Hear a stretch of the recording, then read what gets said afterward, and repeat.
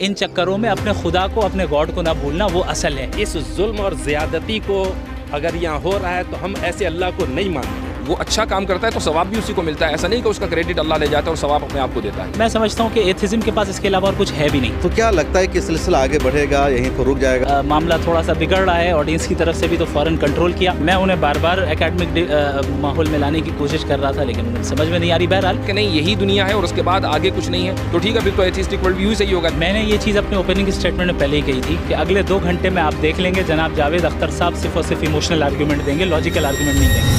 Times में खुशामदीद। दिल्ली के constitution club में होने वाली डिबेट आज की बहुत अहम और तारीख़ी रही। तकरीबन 2 घंटे तक मुनाजरा जारी रहा, डिबेट चलती रही।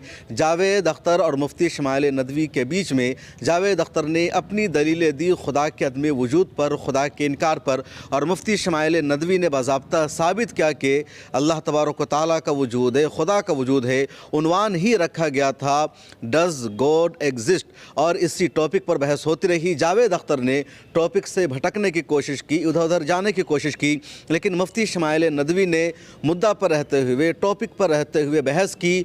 और कॉन्स्टिट्यूशन क्लब का जो स्पीकर हॉल है पूरा भरा हुआ था। सामीन टाइम से पहले आ गए थे, 2 घंटे का टाइम था, 11 से 1 बजे तक, और ऑडियंस को कहा गया था, तमाम सामीन को कहा गया था कि उन्हें 11 बजे से पहले पहले आ जाना है। और तकरीबन 11:15 में यानी 10:45 पर ही पूरा स्पीकर हॉल भर चुका था। और दोनों तरफ के लोग थे, 100 लोग मुफ्ती शमाइल नदवी की तरफ से और 100 लोग थे जावेद अख्तर की तरफ से। शुरू में दोनों ने अपनी अपनी दलीलें दी, उसके बाद एक दूसरे की दलील का जवाब दिया, फिर क्वेश्चन आंसर का सिलसिला शुरू हुआ। ऑडियंस में आए लोगों ने सवाल पूछा और दोनों लोगों ने जवाब दिया। सौरभ द्विवेदी जो लल्लन टॉप के फाउंडर और संपादक है, उन्होंने मॉडरेटर का फरीज़ा अंजाम दिया और सौरभ द्विवेदी की भी लगातार तारीफ़ की जा रही है। इस डिबेट में मुफ्ती यासिर नदीम अलवाजदी भी मौजूद थे जो अमेरिका में रहते हैं और मुफ्ती शमाइल नदवी को उस्ताद भी हैं।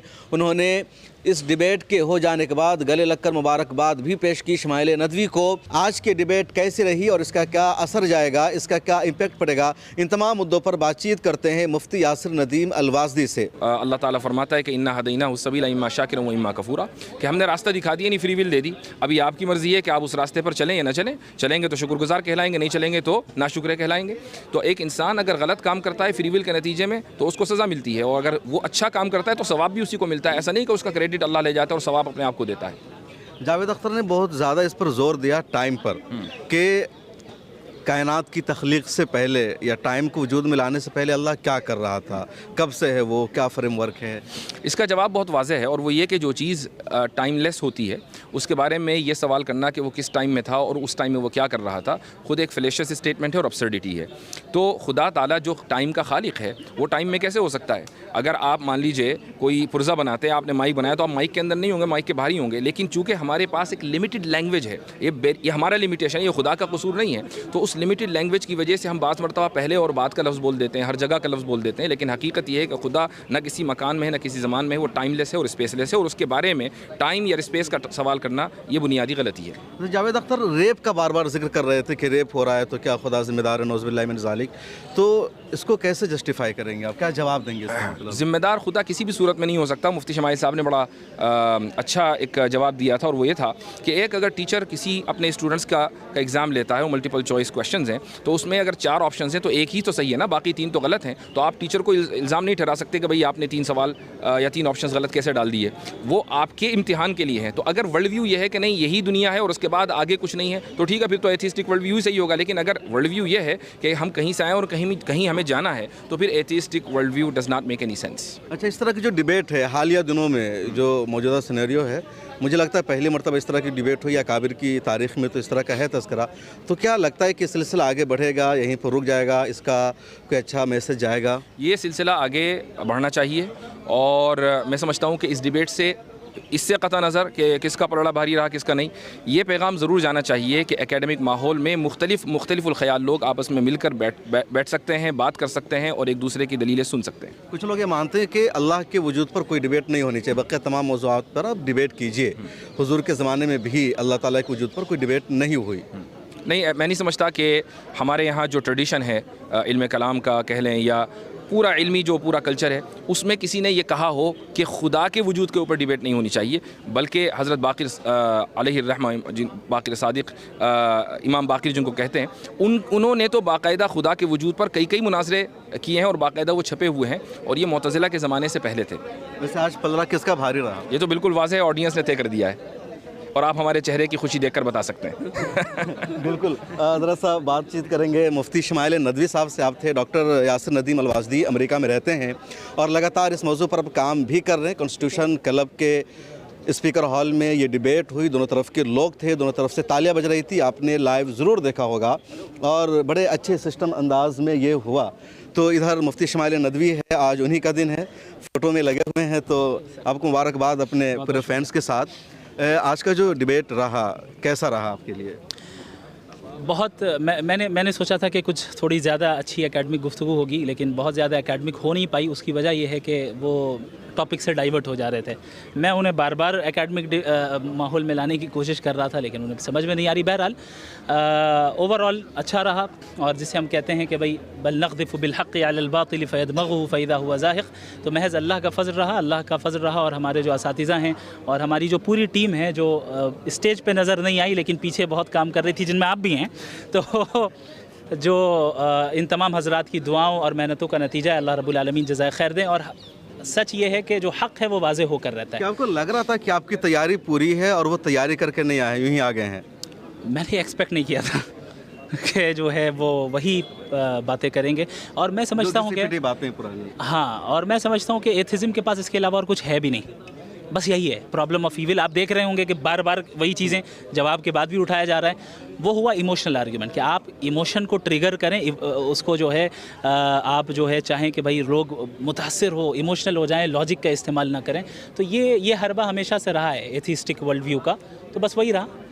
सौरभ द्विवेदी बता रहे थे कल आप लोगों की बातचीत हुई थी, चाय पर मुलाकात हुई, तो वहाँ पर क्या बातचीत हुई थी? वहाँ पे बस ऐसे ही एक फ्रेंडली माहौल में हम लोगों ने गुफ्तगू की और एक दूसरे से तारुफ़ हुआ, और इसमें कोई शक नहीं कि बहैसियत इंसान बहुत अच्छे आदमी हैं जावेद अख्तर साहब, और बहुत रिस्पेक्टफुल अंदाज़ में उन्होंने गुफ्तगू की। हमने भी उनकी उम्र का लिहाज रखा, हमारे बड़े हैं, और मैं समझता हूँ कि आगे भी उनके साथ रब्ता रहेगा हमारा। तो इनिशिएटिव किसने लिया था कल की मुलाकात का? कल की मुलाकात का ये मुत्तफ़क़ अलैह इनिशिएटिव था दोनों की तरफ से। डिबेट से पहले एक मीटिंग एक बार बैठ जाएं, ताकि चूँकि फ़र्स्ट टाइम मुलाकात हो रही है तो यहाँ स्टेज में अनकम्फर्टेबल फील ना हो, इसलिए आ जाएं। तो आपको लगता है कि आपने जो समझाया जावेद अख्तर पर कुछ असर पड़ा, उनके जो आए हुए लोग थे उन पर कुछ असर पड़ा? ये तो कुछ दिनों के बाद पता चलेगा अभी तो पता नहीं है। तो आगे ये डिबेट जारी रखनी है या सिलसिला यहीं पर बंद होगा? देखिए, मैं समझता हूँ कि एकेडमिक अंदाज में और पीसफुल माहौल में इस तरह की डिबेट्स जारी रहनी चाहिए। ये नहीं कि हर बार मैं ही करूँ, बात करें, डिस्कशन हो, लड़ाई झगड़े नहीं होने चाहिए, जहाँ वायलेंस नहीं होना चाहिए। भाई आपका एक वर्ल्ड व्यू, हमारा एक वर्ल्ड व्यू, आइए एकेडमिक अंदाज में डिस्कस करते हैं कि कौन सा वर्ल्ड व्यू का ज़्यादा फ़ायदा है, कौन सा वर्ल्ड व्यू सही है। अब जिसको जो समझ में आए कबूल कर। मॉडरेटर को लेकर के बहुत ज़्यादा परेशानी थी कि जो मॉडरेटर होगा अपनी ज़िम्मेदारी निभाएगा या इधर झुकेगा उधर झुकेगा, तो कैसा रहा आपका? सौरभ साहब को तो मैं मुबारकबाद दूंगा, और आज जो है उनके मुतालिक मेरे दिल में और कदर बढ़ी कि चूँकि ज़ाहिर उनसे पहले मुलाकात नहीं थी तो एक अंदेशा था कि पता नहीं कैसा रहेगा, लेकिन बहुत ज़बरदस्त मॉडरेटर का रोल उन्होंने अदा किया और पूरे टाइम का ख्याल रखा। जहाँ पर उन्होंने देखा कि मामला थोड़ा सा बिगड़ रहा है ऑडियंस की तरफ से भी, तो फ़ौरन कंट्रोल किया। बहुत अच्छा काम किया। तो मैं पूरे लल्लन टॉप टीम की जगह अगर कोई अपना तबसरा कर रहा तो वहाँ पर भी रोका उन्होंने, ऐसा नहीं कि उन्होंने उसको आगे बढ़ाया हो। जी हाँ। अच्छा, ये जो सारी डिबेट हुई तो इसकी पूरी तैयारी किस तरह हुई और आगे क्या प्लान है? जो आपका इदारा है वहीन फाउंडेशन, उसका मकसद क्या है, मिशन क्या है? वहीन फाउंडेशन का बुनियादी मकसद यही है जो आज हुआ है कि एकेडमिक अंदाज में और इल्मी अंदाज में वेस्टर्न आइडियोलॉजीज़, जो एक खोखली आइडियोलॉजीज़ हैं, जो इंसानों को सही बिलीफ से दूर ले जा रही हैं, मटीरियलिज़म में मुब्तला कर रही हैं, साइंटिज़म में मुब्तला कर रही हैं, हम बताएं कि देखो इन चक्करों में अपने खुदा को, अपने गॉड को ना भूलना, वो असल है। तो वहीन फाउंडेशन इसी तरह एकेडमिक काम करता रहेगा। आपकी पहली डिबेट थी फाउंडेशन की? जी हाँ, पहली डिबेट थी। अच्छा, गज़ा के मसले पर उन्होंने आपको फंसाने की कोशिश की बार बार, गज़ा पर, रे पर भी, कि गज़ा में जो कुछ हो रहा है क्या इसके लिए अल्लाह ज़िम्मेदार है, खुदा ज़िम्मेदार है? मैंने ये चीज़ अपने ओपनिंग स्टेटमेंट में पहले ही कही थी कि अगले 2 घंटे में आप देख लेंगे जनाब जावेद अख्तर साहब सिर्फ और सिर्फ इमोशनल आर्ग्यूमेंट देंगे, लॉजिकल आर्ग्यूमेंट नहीं देंगे। जब इंसान के पास कोई लॉजिक आर्ग्यूमेंट ना हो तो फिर वो क्या करता है कि वो इंसानों के इमोशंस को भड़काना चाहता है और अपनी तरफ माइल करना चाहता है। तो ये हरबा नया नहीं है, हमेशा से रहा है और मैं इसके लिए प्रिपेयर्ड था अल्हम्दुलिल्लाह। साफ़ मुफ्ती शमाइल नदवी जिनके अदारे ने और इनकी तरफ से ये डिबेट रखी गई, दोनों लोगों ने शिरकत की और सौरभ द्विवेदी मॉडरेटर थे और उन्होंने अच्छी तरह ये फरीज़ा निभाया। ये पूरी डिबेट 2 घंटे की है तकरीबन और अलग अलग अंदाज से हुई। दोनों ने अपनी अपनी बात रखी, फिर एक साथ कन्वर्सेशन हुई, क्वेश्चन आंसर रहा और दोनों तरफ से लोगों ने सवाल पूछा, हर तरह से जवाब देने की कोशिश की गई। आप उस मुकम्मल डिबेट को ज़रूर देखेगा और मुझे दीजिए इजाज़त, फिर मुलाकात होगी। ये जो जुल्म इतना हो रहा है और इस ज़्यादती हो रही है, इस जुल्म और ज़्यादती को अगर यहाँ हो रहा है तो हम ऐसे अल्लाह को नहीं मानते। तो इनका ऐसे अल्लाह को नहीं मानना ही और ये लफ्ज़ का कहना ही, ये एक्सेप्ट कर लिया उन्होंने अपनी ज़बान से कि अल्लाह है। अब अल्लाह सही कर रहा है या गलत कर रहा है वो एक अलग पहलू है जो अलग डिबेट होगा। डज़ गॉड एग्जिस्ट, उन्होंने एक्सेप्ट कर लिया इस बात पर कि भाई ये हो रहा है, इतनी सा तकलीफ़ें, इतना ये वो और ऐसे अल्लाह को हम नहीं मानते। तो नहीं मानना अलग चीज़ है, मानना अलग चीज़ है, लेकिन इनके न मानना ही ने साबित कर दिया कि वो अल्लाह है जिसको वो नहीं मानते। साइंस ये प्रूव करती है कि इसके अंदर भी लाइफ है। देखें, जिस तरीके से हमारे सेंस ऑर्गन्स की एक लिमिटेशन है, लॉजिक की भी लिमिटेशन है, तो उस लिमिटेशन के अंदर जितनी चीज़ें आती हैं, यानी आप अपने लॉजिक और अक्ल से जितनी चीज़ों को जान सकते हैं जिनमें एग्जिस्टेंस ऑफ गॉड भी है, तो वहाँ तो हम लॉजिक का इस्तेमाल करेंगे। लेकिन जब हम ऐसी चीज़ों के मुताल्लिक हमसे सवाल किया जाए जहाँ हम ना अपने सेंस ऑर्गन्स के ज़रिए उसे जान सकते हैं, ना अपने लॉजिक के ज़रिए जान सकते हैं, तो अब हमें तीसरा सोर्स ऑफ नॉलेज इख्तियार करना पड़ेगा और वो तीसरा सोर्स ऑफ नॉलेज गॉड की रेवलेशन है जो अपने ख़ास बंदों के ऊपर वो भेजता है। ये असल में जावेद अख्तर साहब एक प्रॉब्लम में मुब्तला हैं। उस प्रॉब्लम का नाम है साइंटिज़म। साइंटिज़म कहते हैं कि आप साइंस को ही वाहिद सोर्स ऑफ नॉलेज बताएं।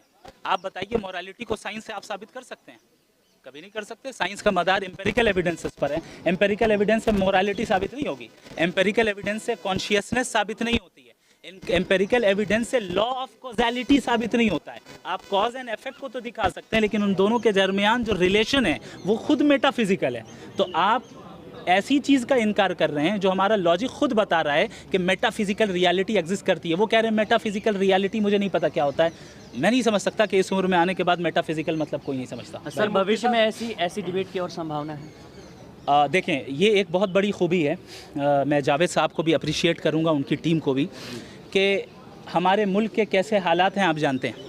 इन हालात में प्यार मोहब्बत के साथ बैठकर एकेडमिक अंदाज में डिस्कशन कर लेना, मैं समझता हूँ ये माइलस्टोन है, ये बहुत बड़ा काम हुआ है। और मैं समझता हूँ कि डिफरेंट जो आइडियोलॉजीज़ हैं सबको लड़ाई करने के बजाय भाई ऐसे ही बैठ के प्यार मोहब्बत से बात कर लो ना, साथ में कॉफ़ी पीते हैं और बात कर लेते हैं। आप अपनी बात साबित करें, हम अपनी बात साबित करें, फिर लेट ऑडियंस डिसाइड, जिसको जो समझ में आए वो करें। जिस दिन ये हम करने लग जाएं इस मुल्क में, याद रखें इस मुल्क में कोई दंगा फसाद नहीं होगा। मुफ्ती साहब, एक बेसिक सा सवाल अक्सर जावेद साहब या उन जैसे और बहुत सारे लोग हैं जो उठाते हुए नजर आते हैं कि अगर वाकई गॉड एग्जिस्ट करता है तो फिर जो गलत काम है उसको परमिशन कैसे मिल जाती है? ये हमने बताया। देखें भाई, बहुत कई बार समझाया, मुझे नहीं समझ में आया कि उनको क्यों नहीं समझ में आ रहा है कि एग्जामिनेशन हॉल में हम और आप यहाँ इस दुनिया में यूं ही नहीं आए हैं। हमारा world view, theistic world view यही है। हम इस दुनिया में एक पर्पज़ के तहत आए हैं और इस पर्पज़ के तहत जब आए हैं तो हम सब गॉड के सामने अकाउंटेबल हैं और हमारी अकाउंटेबिलिटी ईविल के बगैर हो सकती है? एक इंसान के पास अगर ईविल करने का ऑप्शन ही ना हो, वो तो मजबूर हो गया ना अच्छा काम करने पे, तो फ्री विल कहाँ रहा? लेकिन हम जानते हैं हम और आपके फ्री विल मौजूद है। तो खुदा ने लिखा है ना। तो मुक़द्दर का मतलब आप क्या समझते हैं? मुक़द्दर का मतलब ये नहीं होता है कि तकदीर में जो खुदा ने लिख दिया वो फोर्स कर दिया। तकदीर is the knowledge of Allah, मुक़द्दर is the knowledge of Allah. For example, एक डॉक्टर है, उसने देखा एक मरीज़ की हालत इतनी ख़राब हो गई है कि ये 1 महीने से ज़्यादा ज़िंदा नहीं रह पाएगा। उसने अपनी डायरी में लिख दिया कि भाई ये 1 महीने के अंदर मरेगा, और वो मर गया।